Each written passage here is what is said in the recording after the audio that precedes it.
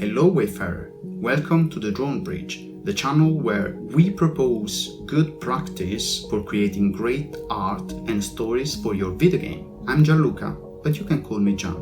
Although I live and work in London, I'm Italian, as you probably might say from my accent. Are you a game enthusiast, a pro player, or a lurker?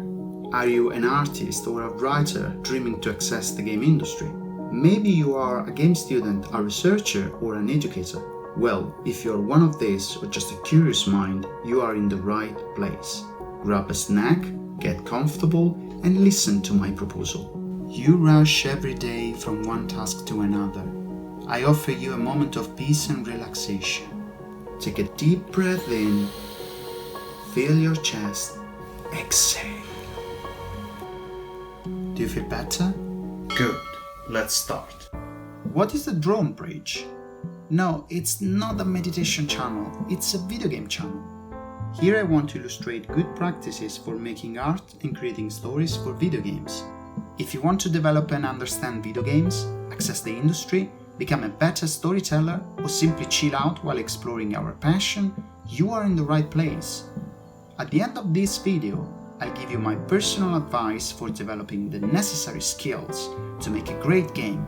So stay tuned. This channel offers free educational videos on making games and accessing the industry, guidance on growing as an artist, inspiring content on how art and narrative intertwine in video games, and motivational advice and support for the community. My aim is to invite experts to provide insight on the field and analyze notable examples as case studies.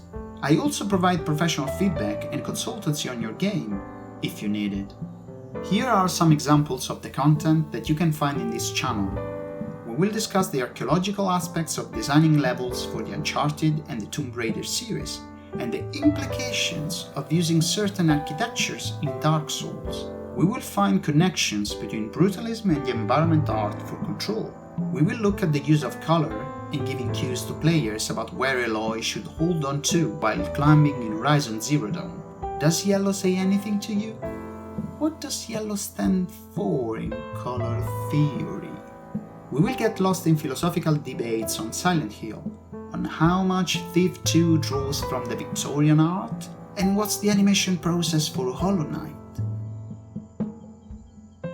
I will also suggest you daily practice to improve. I'll tell you where to start and how not to lose passion along the way. I'll guide you in finding your own voice and express it, and I will help you in overcoming obstacles. Whether you want to develop your own game, access the industry, or just translate these skills elsewhere, I'm here to help. I also promise to entertain you the best I can. We just came out of a dark tunnel, and I know how much isolation can be harsh. Fear not, I'm here to be good company.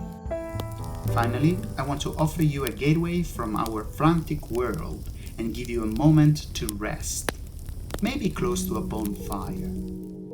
Another interest of mine is finding connections between games and the humanities. In other words, studying human societies and cultures through the study of the medium. Humanities are academic disciplines that include ancient language, art, history, anthropology, human geography, archaeology, and so on and so forth.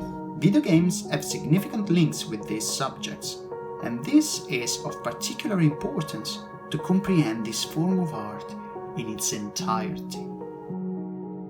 Okay, you might find the idea tantalizing, but you might also wonder who I am. Why listen to me? I'm a producer, a writer, a media content creator, and an academic in games art. As a professional, I supervised many students who are now working in the game industry. I'm interested in games, animation, films, visual effects, and comics.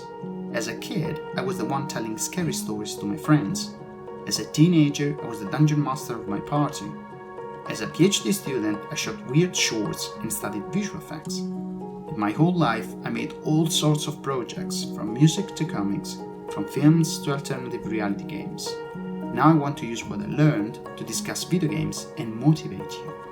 I grew up watching anime and animations on my grandfather's couch. He-Man and the Masters of the Universe was probably my favorite, and I still keep the toys from the series in my attic. I love dinosaurs and I could name all of them. Recently I found an old recording of me as a kid singing all the songs of the Lion King, and this tells how much I love Disney classics. My first console was the Sega Mega Drive, and my first video game was Sonic the Hedgehog. Although my cousins had older consoles that I could try, the Mega Drive and later the Game Gear represented my first experience with video games. I used to draw Sonic and Mickey Mouse a lot. My mother keeps all my drawings somewhere in my old house. And I wanted to draw comics for a living, but it didn't happen. I became an engineer instead, and then I got my PhD in film production technology and practice at the University of York. When my first PC arrived, my whole world and conception of video games changed. I remember the first internet, that it was not like it is now, and I started to look for information on video games. Finally, I received my first PlayStation, but it took me a very long time before I upgraded it to a PlayStation 4. For me and my friends, finding new gems was an epiphany, and sharing the discovery with them was more than exciting. I remember the long afternoons around the cathode ray tube, while my grandma would prepare cake and tea for us. That was our little world, and those outside of it could not understand it. Nowadays, games are all around us, from buzzing words such as gamification or immersion, to streamers revealing gameplay before you even download your game from the store.